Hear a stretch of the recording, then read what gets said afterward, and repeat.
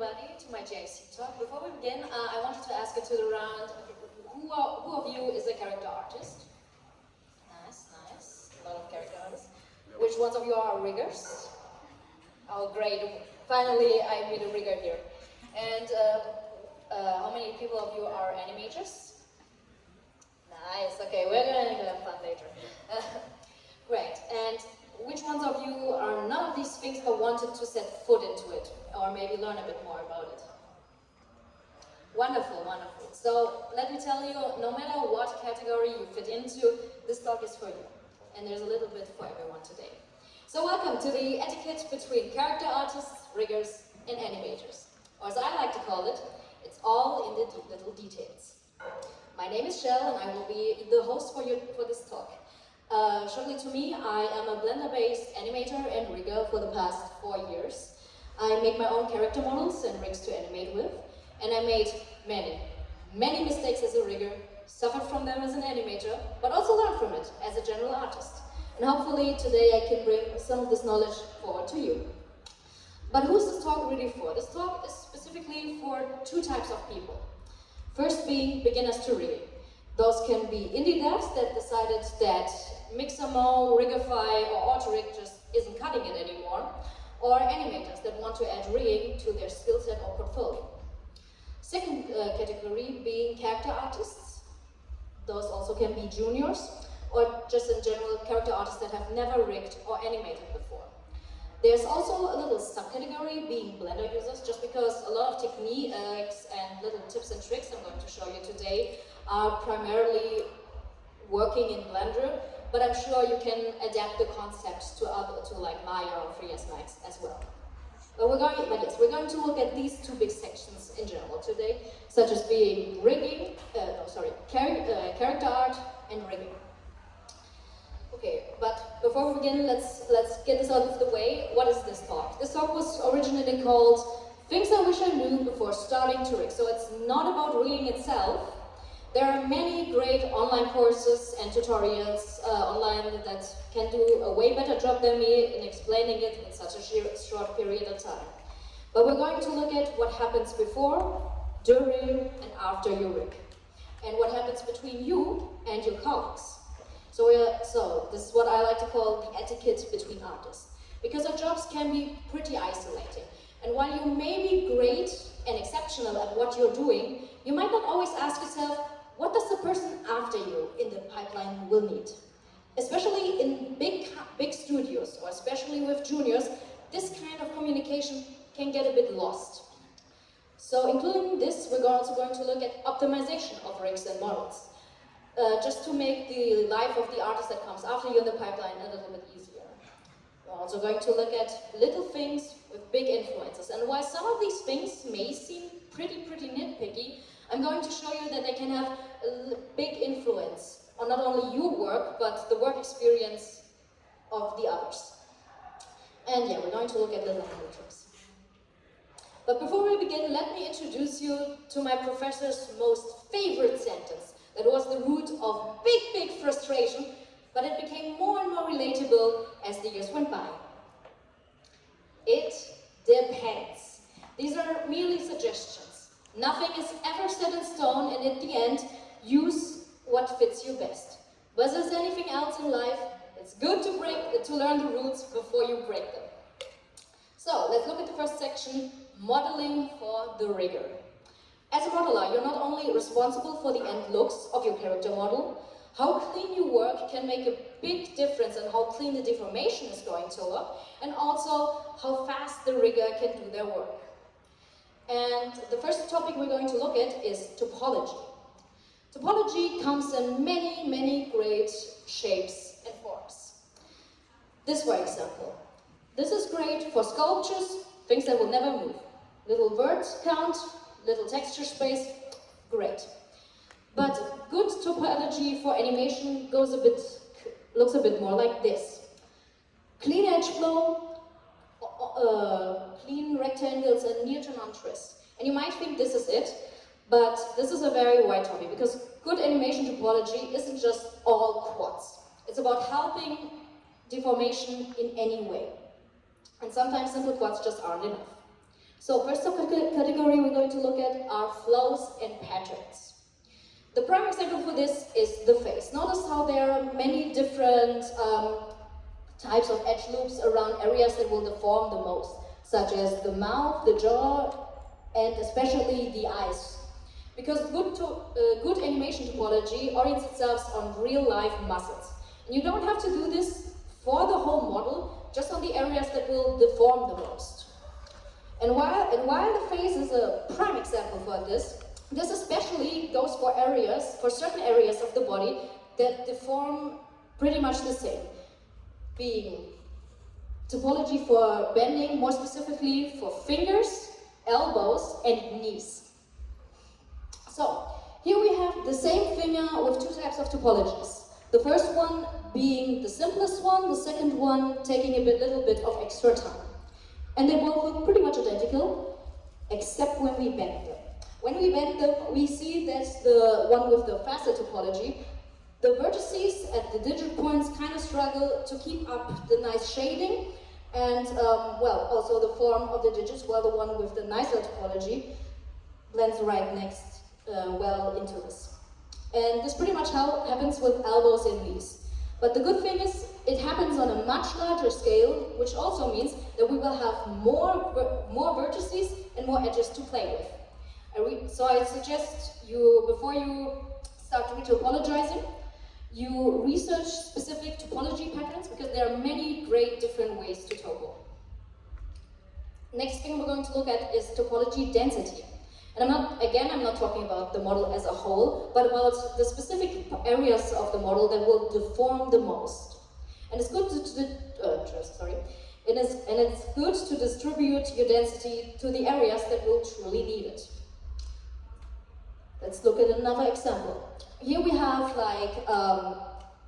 two eyelid folds, and the left one obviously having more edge loops than the right one.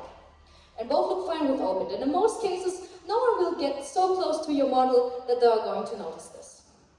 Except when you close them. Once we close them, we can see that the one with the less edge loops struggles to not only keeping up the shading, but also the form of the general eyelid folds. In some cases, not having enough quads can even cause the eyeballs to plop right through them. So keep in mind to have enough loops on areas that will deform much. This also includes the mouth. But this also goes for baked maps. When you bake eyelid folds, keep in mind that especially on normal maps and ambient occlusion, for example, the eyelid folds will become very, very visible once you blink.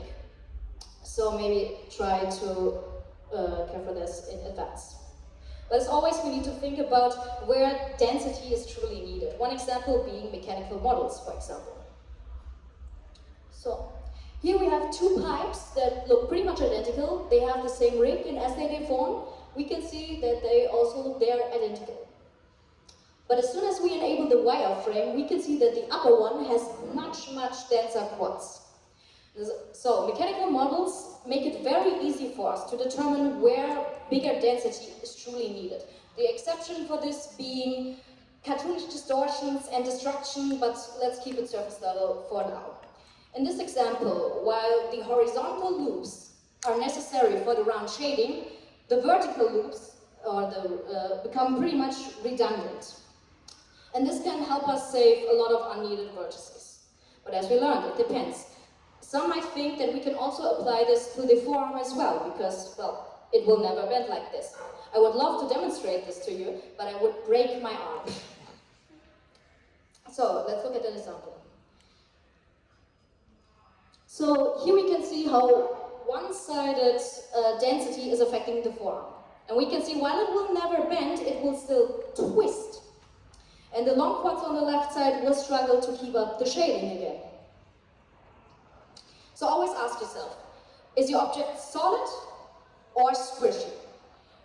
Will it ever bend? For example, let's imagine we have a soldier and they have a radio bound to their forearm. Not forearm, upper arm. Your upper arm will need tensile topology because it is a solid thing. It will squish, it will bend, and it will move in many different ways. But the radio is a solid object. In realistic animations, it will keep its volume and it will never deform like your upper arm does. So in this case, we can determine where finer grit is needed and where we can get away with deleting some edges. And this might seem very, very self-explanatory to you, but you would be surprised how many junior character artists do this in order to save some words. So the next thing mostly happens while retopologizing. You know it happens. You have your quadra tool, you connect your edge loops, and bam, you have something like this. A messy spiral or a very weird crisscross way of your edge loops. This can hinder animation or deformation to look good, but in most cases you will get away with this. But the rigger that is going to weight paint things is very often going to select edge loops, hide geometry beyond it in order to have a better view of your model while weight painting. Let's take my hand for example. Let's say we want to get into the crevices between ring finger and middle finger. What would the rigger do? It would select, let's say, these two edge loops and hide everything beyond it, so that they can get into these crevices. But if they cannot comfortably select this edge loop, this will become very, very annoying. Another thing that can happen is you get this ragged topology or even uneven density, which in Blender you can easily smooth out by setting your smooth brush from Laplacian, sorry I can never pronounce this, to surface. And in the end, you will do the rigger a huge favor if you casually test for those kind of slip-ups and try to avoid them early on. Right, and as I always like to say, if your topology already looks like crumpled paper, your deformation just might as well look like crumpled paper too.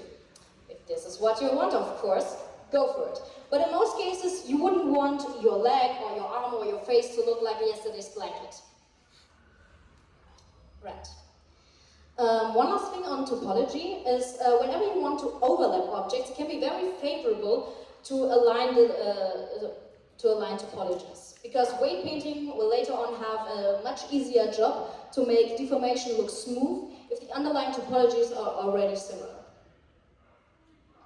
This also goes for clothes in theory, but we will talk more on that later. Now, let's summarize shortly. Think about what will bend, what will be solid, what will be smooth, what will be organic or soft.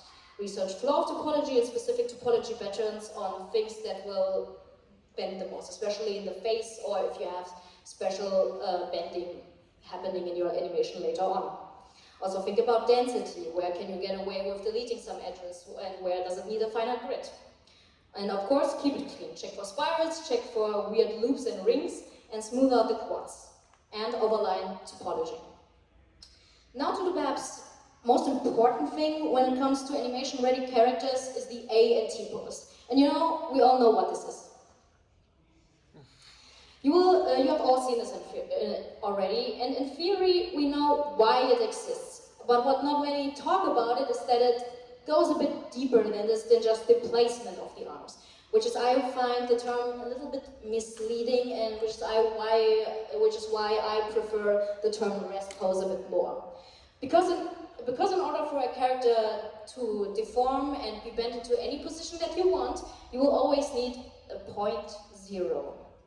Animators think in curves.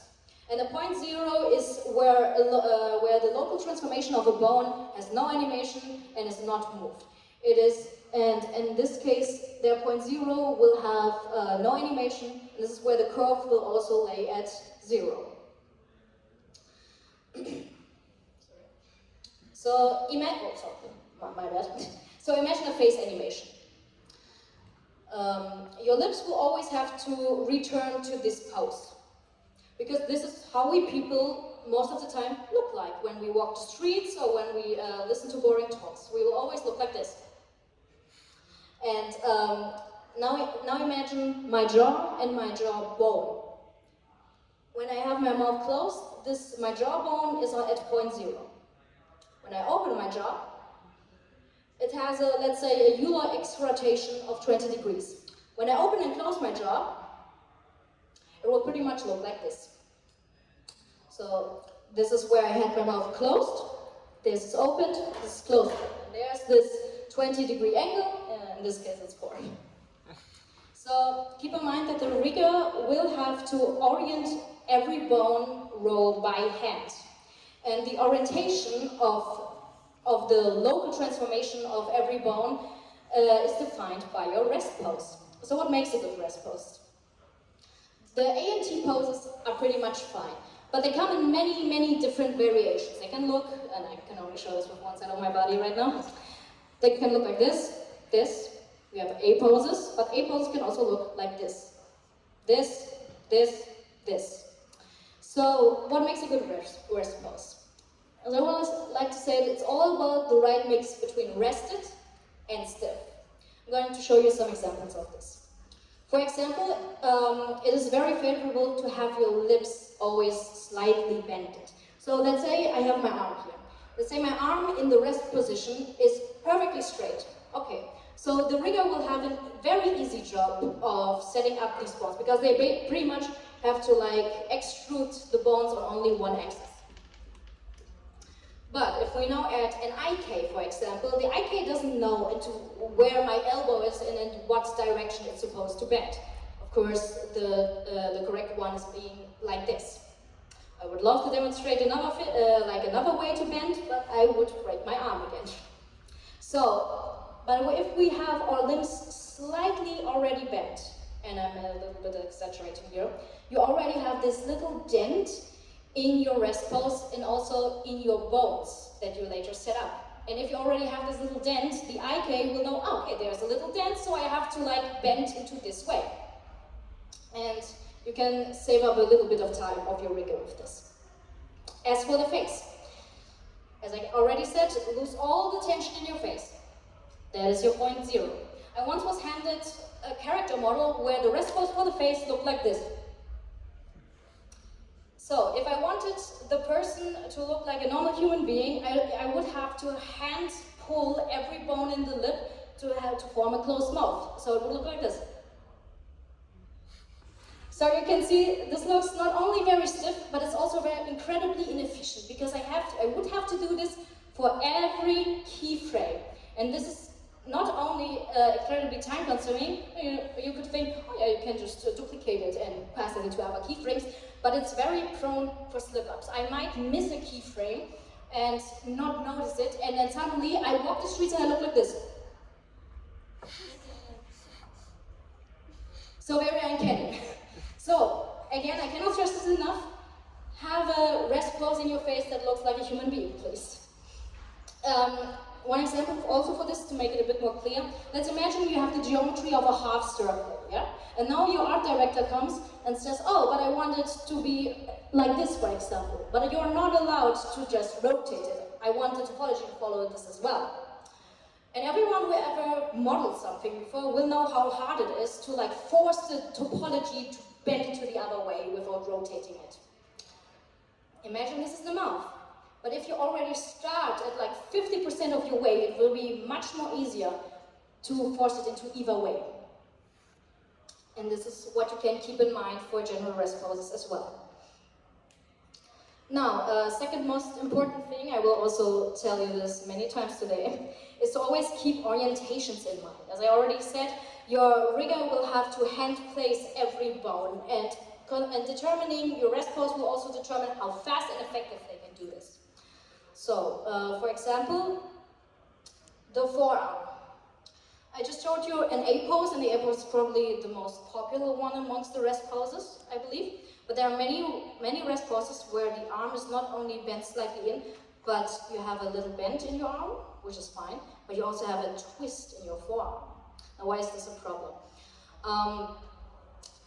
Let's say this is straight arm. When I twist my forearm, you can already see it very nicely with my watch, that the back of my bone points maybe into this direction, while my wrist points into this, like this direction. And because there's a twist happening at the base and the head of my bone, the rigger kind of have like a hard time to determine how the bone is supposed to be oriented. This also has a problem with topology, because when your forearm is twisted, your topology will pretty much look like this. Start here, and then go over here. And if your topology is already twisted at your rest pose, and then you want to add some actual twisting in your animation, twisting upon twisting They will look a bit messed up. So you will do them a much great favor if you try to look out to have no twist in your forearms.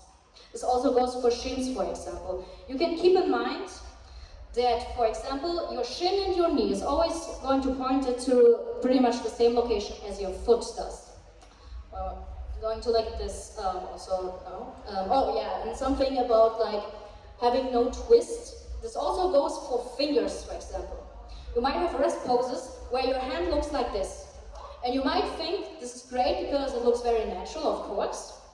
And it might make deformation look also very natural if they're already bent this way.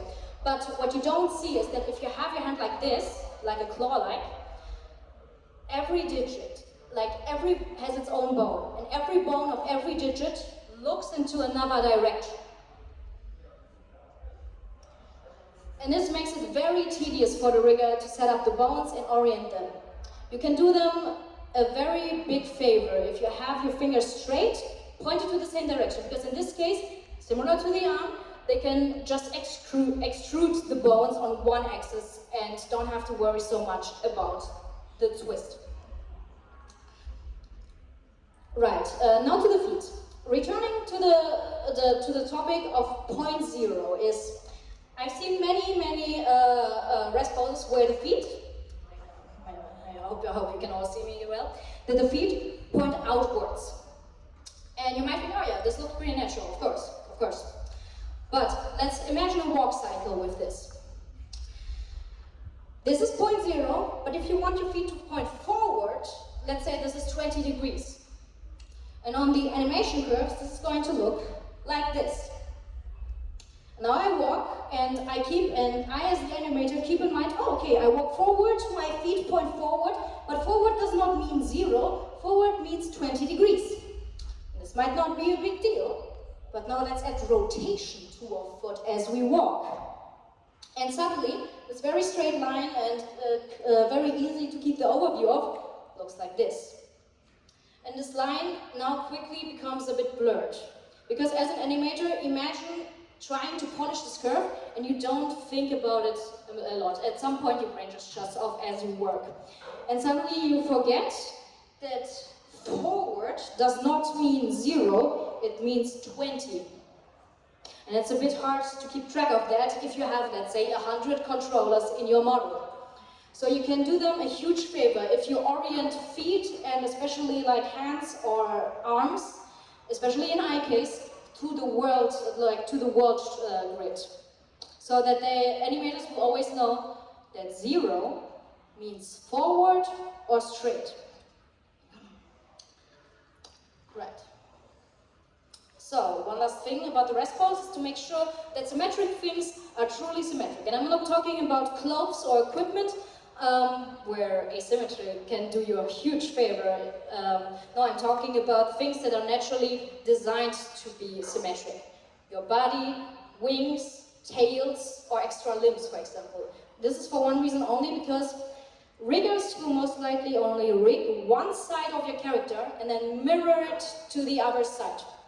And if your character is slightly offset, like if your arm is just a little bit over it, and especially if the hand is not lining up, the rigger's work will pretty much be wasted because they have to orient this new. And they have to go back and scratch their work, or you go back and scratch your work and just do the UV unwrap again, and you do the baking again, and none of us wants this. So, as early as you can, make sure that symmetric things are truly symmetric. Here we have a prime negative example that I was kindly allowed to use by one of my past clients. Here we can see pretty much everything that I just talked about. It has a very she has a very frowned expression. As I rigged this, I was already testing out her rig and was like, this is so hard to make her do anything else than a frown. Would like this. Yes, very uncanny. She has like, the only nice thing is that she has slightly bent limbs, but she has a twisted forearm and clawed fingers. Also, she has feet that point outwards and also a knee that is here for whatever reason. Actually, I can tell you the reason because this model was AI generated. So yeah, AI is great, can do a lot of fast work, but if you just look at the details, can break a little bit apart. Now to overlapping objects. It's a topic I feel strongly about, and it mostly happens with clothes. Keep in mind, weight painting is never perfect. While it may work for one pose, it might as well break in another. Especially goes for things like everything that has to do with sitting, squatting, or kneeling. Because every layer of geometry you have is going to feed into clipping. The more layers you have, the more they're going to intersect with each other, and the more weight painting you have to do, and it just breaks apart at some point. So what can you do? Connect as much as you can. Let's take my jacket for example, okay? Let's assume that you will never see me without this jacket in a game. So what you want to do, you want to delete everything that is covered by the jacket. You want to delete my arm up until this point, and pretty much everything else that I wear underneath it. Hold on. And of course, where you deleted the geometry, you're going to connect it. You might think you can get away with this without connecting, but I tell you, if you connect it, you don't even give these geometries the chance to rip into each other. But of course, if you cannot do this, there are many other like things that you could perhaps do. For example, masks. Also, avoid double-sided clothing. Let's take my sleeve example for again. Every cloth has an inside and an outside. And mostly when it happens that you make clothes, you're going to select your faces of your body and you extrude them. But you also create an inside of your clothes, which adds another layer to the geometry. So what you want to do is you delete the inside of your layer if you're never going to see the inside, of course. This also goes especially for sleeves. Okay, and one important thing is to close up holes. So take my sleeve again, for example. In not many cases you're going to get the perfect glimpse into my sleeve and catch that, oh no, there's not an arm underneath there. But just in case that you do, there you can like keep a little bit of inside geometry and then close it up with geometry also and have your hands, hand models plop right through it. You can imagine this a little bit like a Lego figure, for example. Alright, this is very artist-depending, next thing, but when it comes to hand-keyed face animation, there are many different ways to do it. There are either like blend shapes, which is less commonly used nowadays. There's, you can do everything with bones, which is what I like to do because it gives you the most control, or you can do a mix of them. And personally, I like to do everything I do with bones just because it gives me the most control. Except when it comes to lip curling, because lip curling, to make it look good and to make it usable and fast, it's very, very tedious and time-consuming to rig.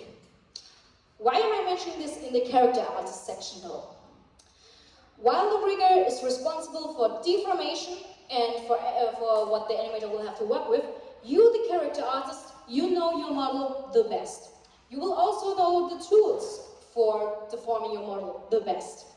So, if you have things like this, if you need blend shapes in your project, talk with the rigger and the animator beforehand, make sure what you need, and do the blend shapes already beforehand so the rigger can go right away with animating them. Because in most cases, you will do a much better job at sculpting than the rigger. Alright, so that was a lot, but let's take a look on your relationship with the rigger. Your relationship will define how well the animator is going to push the model to its limits. The rig can be as perfect as the rigger wants, but if the model isn't meeting certain standards, it is going to be very visible in the deformation later. So, the cleaner you work, the cleaner your deformation is going to look. The better your response, the faster the rigger will be done with setting up the base skeleton. And the more you think about your model as something that will actually move, bend, stretch, and deform, the more you will help the artist after you. Also, keep in mind of blend shapes.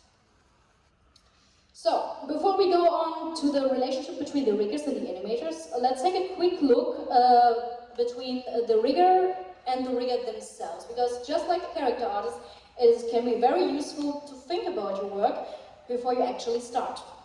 So, think it before you rig. Think about it and make maybe a list of everything that your character will have to do and what kind of mechanics you're going to need. So because every feature you add in after finishing your rig will cause problems, I can assure you just as much. Also ask yourself, does the rig stay in the animation software? Do a lot of test exports. And also, of course, orient yourself on real-life skeleton. This goes especially for technical models and for animals. If you work clean, you work fast. I learned this the very hard way. Rigs can become very messy, very fast, and you soon lose overview of what influences what, who is apparent to whom, and so on. So, always give your bones very clear names and sort them into bone layers as early as you can. If you're setting up a controller, lock transforms that you're not going to use, but more on that later. As I already said, rig only one size, then mirror. It literally cuts your time in half. And something that is mostly for Blender is setting up a clear naming convention, because you can later then reuse animation. Let's say you have two models that are very similar in their height and proportions, and if you set up the same naming convention, you can just take this animation from one character and copy it over to the other. Right, and this is we go into little tips and tricks now. So this is something I personally love to do. Is testing deformation before rigging. So what you want to do, you do your first base skeleton. This is your deformation skeleton that you're later going to skin and weight paint. You skin and weight paint it, and then before adding any fancy mechanics or any fancy controllers, you want to force this model into ridiculous Wielkopolska poses, just so that you can spot on weight painting errors or issues very early on. And then you can still do your control rig and do your testing. This is how this can look. And why am I mentioning this? This can be very favorable because while you're rigging later on, you will get real-life feedback of your model. And it can always happen that you're rigging with only your skeleton, and maybe the rig doesn't even deform as it's supposed to, but you would never know unless you don't have real-life feedback. Also, the more stretches you do, the better. So, one of the worst things that can happen to you while rigging is getting into a dependency loop. What does this mean? It basically means that the child of a child is referring to the big-ass grandparent and creates this infinite cycle of dependency. And this might not seem very hard to fix or to notice, but now imagine this with a bone chain of over 20 bones. And they're all sorted into different layers, they all have different names. You don't have this graphic, and you have a deadline. So, what many people don't know is that Blender has a systems console, and it pretty much looks like this. The neat thing about the systems console is that with every move you do, it regularly checks for dependency loops. And the nice thing is, it not only shows you how many dependency cycles it detected, but also where it detected them. So this makes fixing and noticing them a lot easier. Maya also has this, I believe it's called dependency graph, and I suggest you check this out, it's a very handy tool.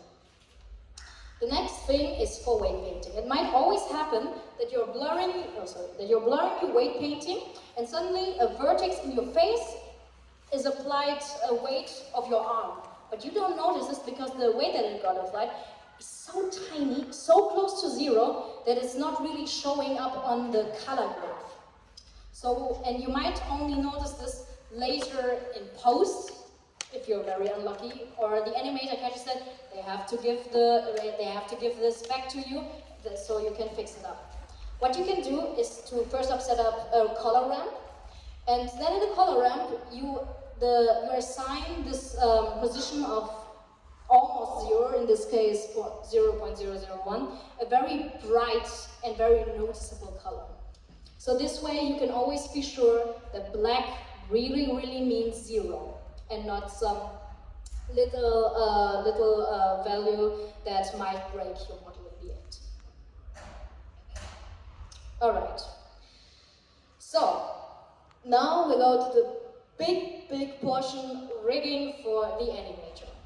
Imagine yourself being a toy maker, and you make toys and puppets for children to play with. The animators being the children. You not only need to make your toy move in many different ways, but you must also look out that your toy is robust enough. You need to make sure that it uses enough resources of work, but not too many to cost your company too much money. You need to give the children enough features they can use, but still allow them to pretty much do what they want. And it's a very fine line. Let's see how we can find it. So, a big thing that you will always fear is to be mindful of your bone count. Bones are very expensive when it comes to performance, but if you export only your deformed bones in the end, only the number of your deformed bones in your base skeleton truly measure in the end for performance. But the thing that is very important to also watch out for is your controller count, because these ones influence the performance of your animator. And most animators will not need a manual. They will know what an FKIK controller is, they will know what an FKIK switch does and look like. But it might happen that you make so many controllers and make it very difficult for the animator to keep the overview and to find the time to animate every controller that you give them. Having full control over your model is great and all, but if there are over 100 controllers, the animator might get overwhelmed and not animate each of them fast enough. So here's what you can do. First being, make controllers intuitive. It should be clear what controllers do and how they work. Oh, I was wondering where the graphic went. Okay, a second thing you can also do is always ask yourself, do you really need XYZ bones? So here we have the model of a fishing rod, one having 2 bones, the other one having 10 bones. And they achieve the same results because of good weight painting. You can replace a lot of unnecessary deformed bones with good weight painting. Yes, also less is sometimes more, especially when it comes to the face, because we have so many micro emotions that we can show with our face. So having bones automatically influence each other with copy location constraints can save up a lot of controllers like this. And having automation is great, but sometimes animators will have to be able to disable them. And sometimes the animator will need full control, so having automation always be disable can be very good. It's always good to give them the choice. Right, so let's summarize. Make controllers intuitive, ask yourself, do you really need XYZ bones, and try to replace as much as you can with good weight painting. So less is sometimes more. Have all bones automatically influence each other, but give them the choice. So, let's do a hard jump to rotations and orientations once again. So, because probably one of the most important things is to set up rotation modes and orientation as soon as possible while you're rigging, because later, like in your base skeleton, because along rigging you might forget that. So, for example, here we have the arms, but they both have very different rotations. Let's say we want to have a movement like this. This is the same kind of rotation that forearm and arm will share. But in this case, this one will be, let's say, I think it's Z-ular rotation, and for the forearm it will be X-ular rotation. And suddenly you have the same kind of movement be split up to different axes. So make sure a chain of bones that share similar movement also have similar rotation. Alright, second one being rotation modes. So in Blender you have the option to choose what kind of rotation mode a bone can have. Euler or quaternion. Research both and see what fits you best. But, and this is more important, lock the transforms that you're not going to need. For example, my forearm, for example, again. Your forearm will never in a realistic rig. Your forearm will never translate or scale in a realistic rig. There are exceptions, it depends. But let's say it will also never really do any more rotation than this. Or you might think, but why? You just said about twisting, but twisting happens with the wrist bone and not with the forearm itself. So here we want to lock everything except the Z-ular rotation. Because animators work in curves. Curves we won't need. Curves that will be added automatically once the animator enables auto key. And just like this, in this case, we reduced 11 animation curves to a single one. So, orientations matter a lot. So how your bone is oriented will define the curves the animator will have to work with. And the more curves you eliminate early on, the better. And this is a small detour, but it's about drivers. So as I like to call them, the invisible bones. This is what it looks like. And drivers can be described by connectors of properties or transform channels. They are very customizable, you can pretty much do everything with them, and they require a very, very minimal amount of coding. You just pretty much have to do simple math. I'm going to show you an example soon. And it works for normal transforms, UI elements, and constraints. Everything that can be checked or unchecked in Blender can be keyframed. And if it can be keyframed, it can have a driver. You can add many different influences to it. Translate those as a math equation, as variables, or have a simple translate inputs, different outputs. I won't go too deep into this topic because it's a very wide topic and there are many great tutorials on it. What I will say, it makes things a lot less messy and don't be afraid to learn them. Let's look at an example. So, here I want the upper bone wanting to have influence the second one. And while we may need a very complicated bone mechanic for that, we can simply do this with drivers. So here I copied one, like the Y location, copied this as a driver and pasted it into the exular rotation. And the nice thing, once you set up a driver, you can also always edit it. As you can see, you can also set it up by having a single transform channel. You can also say what kind of transform channel, and you can also say if you want the world space or the local space or even the pose space of it. And now we come to scripting. Scripting and big quotation marks. But let's say we want this to rotate a lot faster. So we multiply this by 5, and it turns 5 times as fast. Let's speed it up a little, and now we have it rotate 10 times as fast. And also the nice thing about drivers, you can copy and paste them.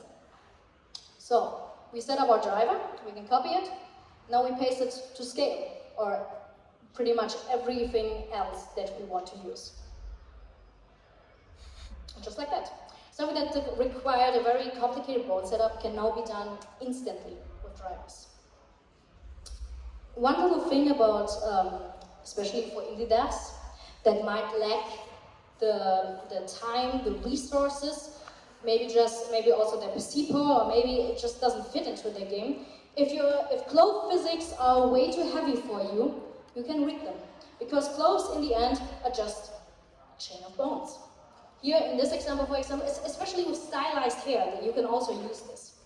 You pretty much have to do a good weight painting job with this. But in this case, for example, I had this prince character, and sometimes in certain poses, the sash would clip into the body because there were multiple layers of geometry. And in this case, you needed, of course, the geometry to be posable as you wanted, as you needed it. I would love to make a fast film. Yeah, pretty much like this. So yeah, very easy and cheap tactic to avoid a little bit of physics, because physics are hard to learn and hard to set up, and also, well, for beginners. I know. If you have a tech artist, of course this is easier, but let's imagine the Swedish, for example, that don't have these resources. So this is the last very small detour, but it's very important, especially for beginners. You need to test export before giving your rig to the animator. If your animator starts working with it, and in the end you realize that your export does not work at all as you intended to, both of your works will be wasted. Because once you change the rig, there's a danger that you will also screw up the animations. Blender has this very neat option to only export deform bones, which is great because it reduces the final bone count. But if only the deformation skeleton is getting exported, it might mess up your hierarchy. Because if you, let's say for example, you have your foot parented to the IK controller that is parented to the root, but you don't export the IK controller because it's not a deformed bone, suddenly your foot is parented to the root, while your shin is being parented to the pelvis, and your leg is somewhere in the middle. And yeah, this not only messes up animations, but very often also a messed up hierarchy makes it a lot more difficult. So there's a solution to this, and it requires a little bit of setup, but it will keep your exported hierarchy very clean. So pretty much what you want to do is you take your deformation skeleton and you copy it. You give this another prefix, let's call it targeted skeleton, and these are pretty much identical. Then what you want to do is to give every bone of your deformation skeleton a copy transform constraint so that they copy every movement and every transformation of their equivalent in the targeting skeleton. And then you hide this deformation skeleton in a bone layer and you don't touch it. Because now you have your targeted skeleton that you can parent and add constraints to your controllers as much as you want them. The targeting skeleton you can mess up, that's fine. So, and then when the time comes for export, and you click on only export deform bones, it is going to ignore the targeting skeleton and the control bones. And in the end, it will bake the animation onto the deformation skeleton, while it also keeps your hierarchy. So, to summarize, keep it intuitive. Animating should feel easy and should feel fast for them. Make use of auto movement, but let them the choice if they want to turn it on and off. By the way, I forgot to mention this having automation being toggleable is made with drivers. I forgot to mention this in the driver part. Make sure they only see what they are supposed to see, and so make sure they only see what they're supposed to see. And make sure they can use controllers as intended. Set up a clear to understand UI for them, like with bone shapes, where properties are being stored, and hiding and unhiding bone layers. In the end, you're making a tool for someone else to work with. But in the end, how much they will enjoy using your tool can play a big part in how fast and how effective they can work. Your rig shouldn't only work and look good, it should be fun and easy for the animator to use. Okay, there was a lot, and I'm happy you stayed with me this far, but just in case that you didn't, if you can take anything away from this talk, let it be this. If you never did it before, rig something. And if you never did it before, animate something. Learn who you're working with and what they do. Also learn how your work can influence their suffering or their ecstasy. And of course, communicate closely, because as we know, it always depends on what you make and what you want your end result to look like. Talk with each other and see what you need from each other in order to flourish, like in any good relationship. So, are there any additions or questions? Okay, that's not. Then thank you for the attention. You can access this presentation, and if you want to, let's connect on LinkedIn. I also do like rigging consulting if you ever need it. And if you like this talk, don't forget to vote for it. So thank you for your attention. So have a nice rest of the conference.